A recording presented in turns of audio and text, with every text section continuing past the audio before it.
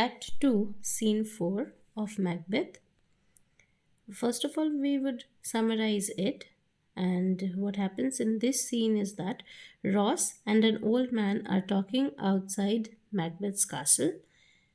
And the old man says that during the 70 years of his life, he had never seen such strange things which he had witnessed the previous night.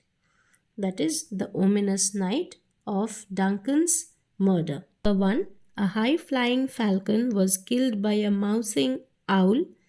Second, Ross says king's horses went out of control and they ate one another. Third, it was very unnatural because the day looked like as if it was night, as dark and gloomy.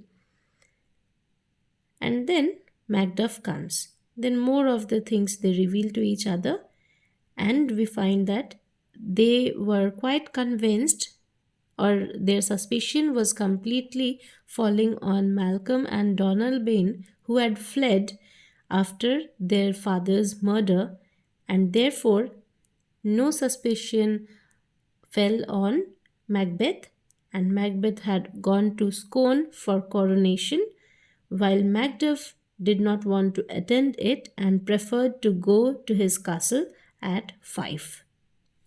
Now coming to the scene, line wise, old man, 70, I can remember well, within the volume of which time I have seen hours dreadful and things strange, but this sore night hath trifled former knowings.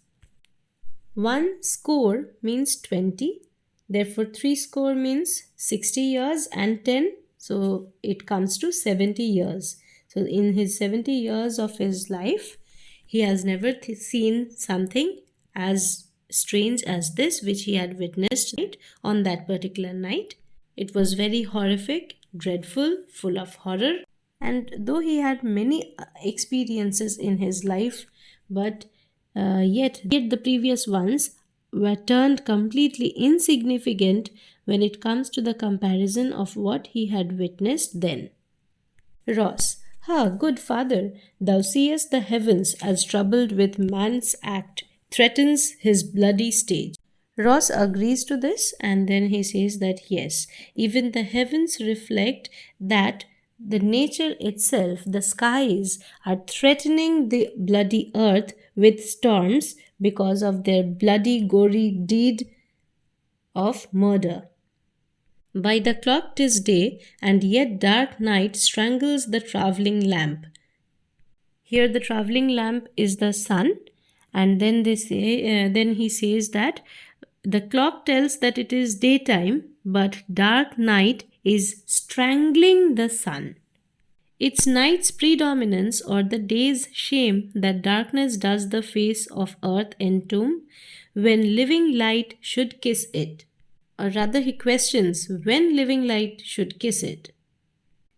It seems as if Ross is questioning whether night is so powerful and strong that the black and evil deeds of humans have come up so strong that day has turned weak. That means light, a proper direction of life, virtues in human world have turned weak.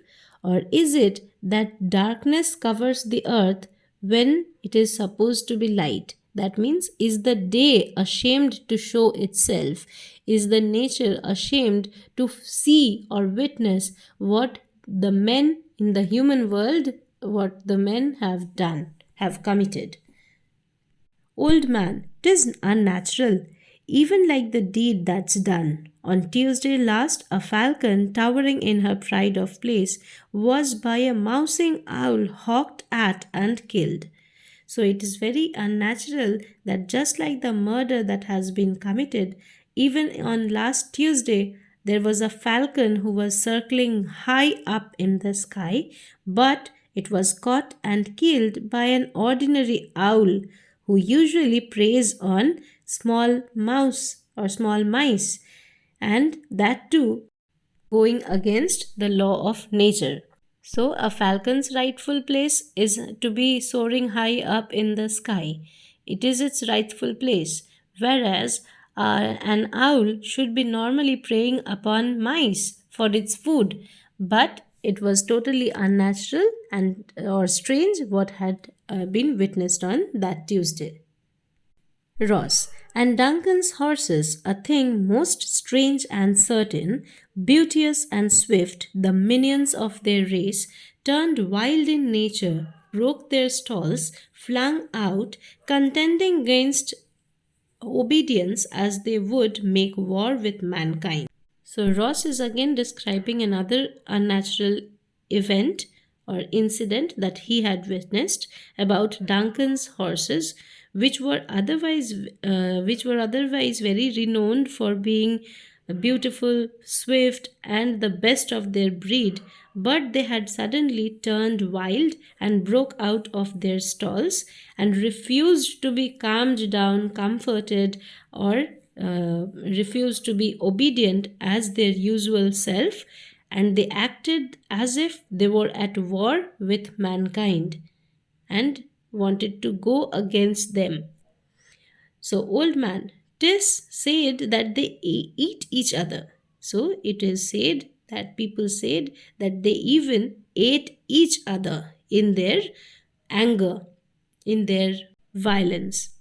Then Ross, they did so, to the amazement of mine eyes that looked upon it. Here comes the good Macduff. So, yes, to my utter amazement, it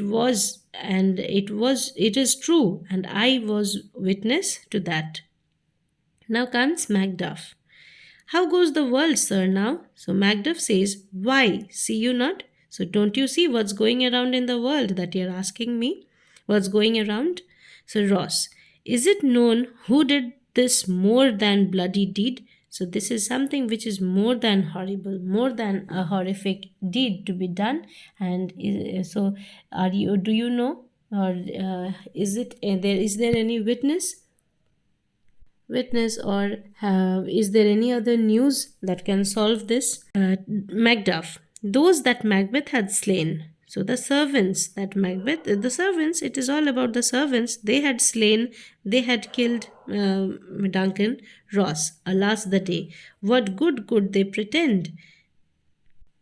So Ross says that it's pretty unnatural that they couldn't gain anything from it, or what could they probably gain? Because even if they commit the murder, they would not use the throne or get the throne by any chance. So why did they at all do it? Then Macduff, they were suborned. Malcolm and Donalbain, the king's two sons, are stolen away and fled, which puts upon them suspicion of the deed. So, this speech of Macduff is important because this is the first time that we see that the suspicion is falling upon somebody. And therefore, since the two sons have fled, though they had tried to save their own lives, and that's why they had fled, but yet it is the same reason for which people start blaming and thinking about them, that they must be the ones behind this, and they were the ones who had bribed the servants and paid them to betray their master. Ross, gainst nature still, thriftless ambition that will raven up thine own lives means, then it is most like the sovereignty will fall upon Macbeth. So Ross says that it's still very unnatural. It's still unnatural that why should sons go against their father, that the very source of their life, their sole supporter, their selfless supporter, and why should they have such an ambition as to kill their own father? What kind of gain would they gain by killing their own father? And therefore, since if they are behind the scene, or if they are behind the deed, then the throne is likely to be passing on to Macbeth. Macduff, he is already named and gone to Scone to be invested. So he is already been named the king, and he has gone for the ceremony to be crowned. Invested to be crowned. Ross, where is Duncan's body? Macduff, carried to Comkill, the sacred storehouse of his predecessors and guardian of their bones.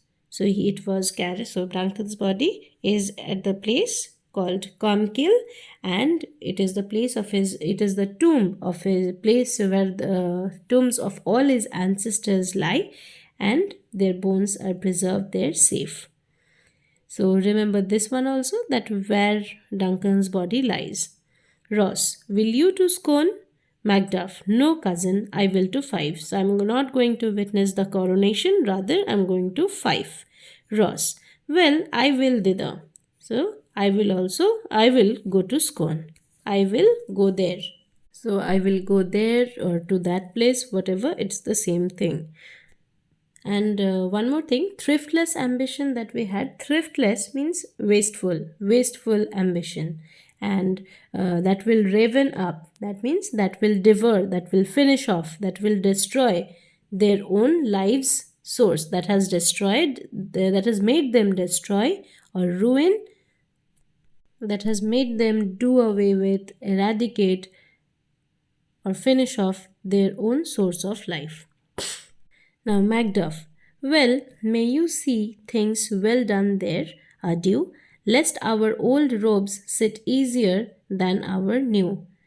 So he's bidding Ross goodbye, and he's saying goodbye. So adieu means goodbye, farewell. So he bids him farewell, and he says that let's see what happens. And he hopes or he wishes that their old robes, that means their old king and the way he's dealt with his people, is as good as the new one. So may the coming time may prove to be as easy and smooth as the new order that is to follow. Ross, farewell, father. Old man, God's benison go with you and with those that would make good of bad and friends of foes. So remember this last line.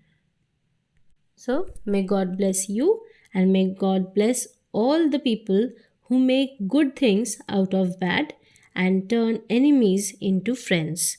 So may there be such power with good people that may they turn every bad thing into good, and they have the power to overturn their enemies and transform them into friends.